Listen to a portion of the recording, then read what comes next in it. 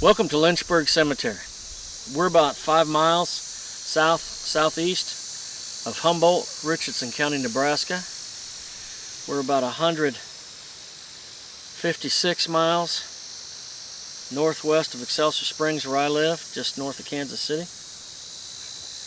There's a farmhouse a couple thousand yards that way that was built by my fourth great paternal grandparents, Thomas and Lavina Lynch. He built a stone house there in 1866, October of 1866. I'm not sure when he finished it. His eldest daughter, Sarah Catherine Lynch, is buried right here. I believe she was the first burial in the cemetery. Her name was Sarah Catherine Lynch Allen. She married a man named Jesse Bennett Allen. She died of consumption or tuberculosis in 1871 at just 30 years of age. I think afterwards, Thomas allowed people who worked on his farm or single people or folks in the area who otherwise didn't have a place to be buried here, because there are people here that I can't place. And I've been doing genealogy for quite some time. Sarah Catherine is one of my third great paternal grandmothers.